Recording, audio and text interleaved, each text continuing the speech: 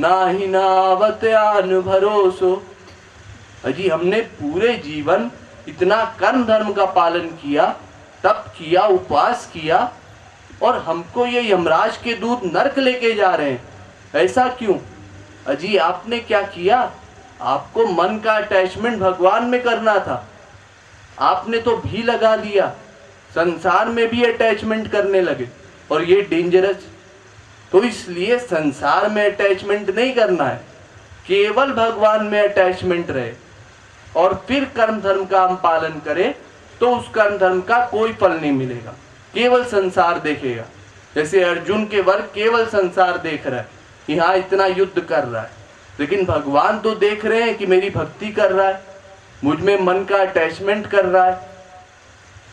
और इसीलिए वेदव्यास कहते हैं कि धर्मा स्वनुष्ठिता पुंसाम विश्वक्सेन कथा सुय नोत्पाद्येत यदि रतिम श्रम एव ही केवलम।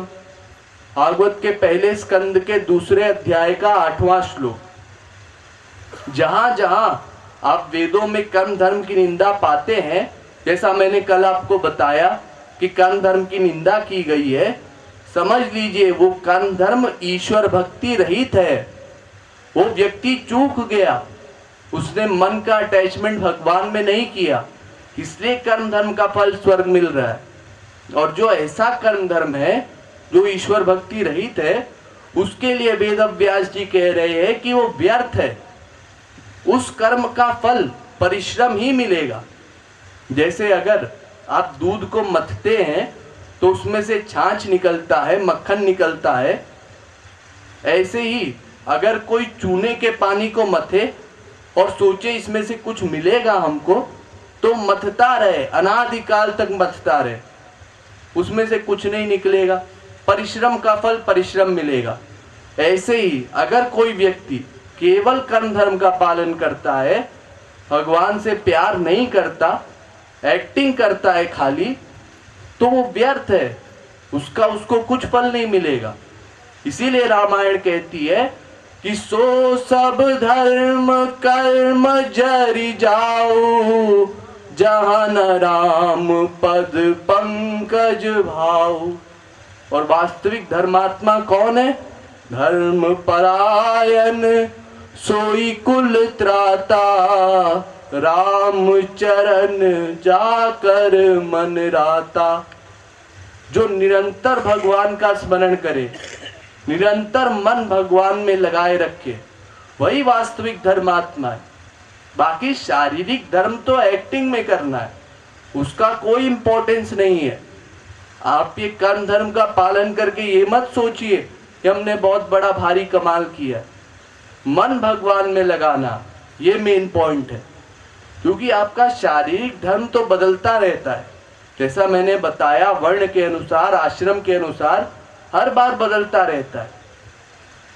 आप लोगों ने कभी अगर ध्यान दिया हो तो कभी भी कोई यज्ञ होता है, पूजा होती है, तो उसमें एक मंत्र बोला जाता है। कौन सा मंत्र बोला जाता है? पंडित जी बोलते हैं, अपवित्र पवित्रो वा सर्वावस्थां गतोपि वा या स्मरेत पुंडरीकाक्ष सभायाभ्यंतरा शुचि। ध्यान दे रहे होंगे आप लोग तो समझेंगे, यहाँ सुना सुना सा लगता है, कहीं पर तो सुना है। इस मंत्र का अर्थ क्या है? बस इसका अर्थ समझ लीजिए, सब बातें अपने आप समझ लेंगे।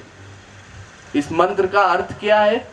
अपवित्र पवित्रो वा, चाहे कोई अपवित्र हो चाहे पवित्र हो, सर्वावस्थां गतोपि वा, किसी भी स्थान में हो, किसी भी दशा में हो, गंदे से गंदे स्थान में हो, अच्छे से अच्छे स्थान में हो, किसी भी जगह हो, सर्वावस्थां गतोपि वा। और यह स्मरेत पुंडरीकाक्ष, अगर भगवान का स्मरण कर ले तो सबाह्याभ्यंतरा शुचि, उसकी भीतर की भी शुद्धि हो जाएगी और बाहर की भी शुद्धि हो जाएगी। अब कौन सी तीसरी शुद्धि होती है? दो ही तो शुद्धि होती है, एक भीतर से एक बाहर से। ये दोनों शुद्धि हो जाएगी खाली भगवान का स्मरण करने से। बस इस मंत्र का अर्थ हम समझ ले तो सब बातें अपने आप समझ लेंगे। कि सब कर्म धर्म का सार यही है कि हमारे मन का अटैचमेंट भगवान में।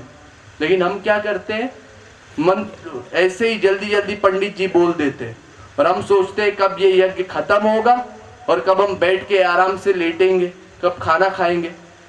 हमारा ध्यान इसी में लगा है, तो इस सब का कोई फायदा नहीं। और अंत में भी आपने ध्यान दिया हो तो पंडित जी एक मंत्र बोलते हैं, कौन सा? मंत्रहीनम क्रियाहीनम क्षमस्वर परमेश्वर। यानी अगर इस आयोजन में कुछ कमी रह गई हो, कुछ त्रुटि हो गई हो, तो हे ईश्वर हमारी भक्ति में मिला दीजिएगा।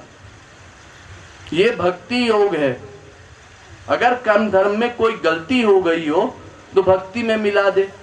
ईश्वर भक्ति में मिल जाने से 0 से गुणा हो जाएगा, तो फिर उसका कोई फल नहीं मिलेगा। अगर हमारी भक्ति हो तब यूं समझिए और अच्छे से कि आपकी कोई भी अवस्था हो, कोई भी आयु हो, ईश्वर भक्ति आपको करनी है। एक ब्रह्मचारी है, उससे पूछिए क्यों ब्रह्मचारी जी क्या कर रहे हैं? संध्या वंदन कर रहे हैं। हाँ वो सब ठीक है, लेकिन ईश्वर भक्ति करनी है। हाँ ईश्वर भक्ति तो करनी है, वो भी ईश्वर भक्ति करता है। गुरु जी ने समझाया, देखो एक लड़की की फोटो भी मत देखना, केवल भगवान में मन का अटैचमेंट करना। ठीक है गुरु जी जैसा आप कहें। अब 25 साल का हुआ, गुरु जी फिर लौट के आए, कहते हैं शादी कर लो। शादी कर लो? दिमाग खराब हो गया है आपका। अभी तक बोल रहे थे लड़की की फोटो भी नहीं देखना, और एकदम लेफ्ट टर्न राइट टर्न नहीं अबाउट टर्न, उसके साथ शादी करो, उसका पूरे जीवन चेहरा देखो। हाँ यही करो। अच्छा ठीक है गुरुजी जैसा आप बोले, शादी कर लिया। फिर उसके बाद कुछ समय बीता, 50-60 साल का हुआ, फिर गुरुजी आए, क्या कर रहे हो? हाजी गुरुजी आपने शादी करवा दी थी तो गृहस्थी में फंसे हुए।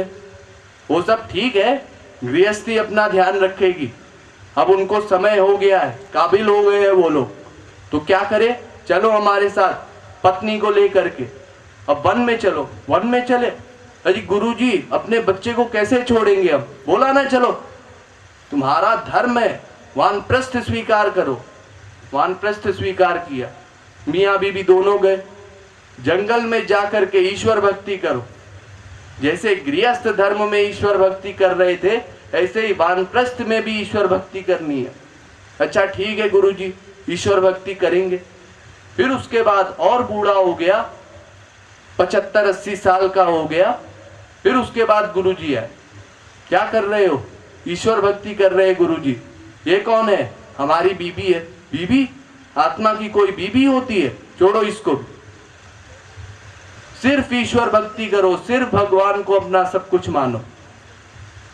तो हर अवस्था में आप देखेंगे कि ईश्वर भक्ति करनी है।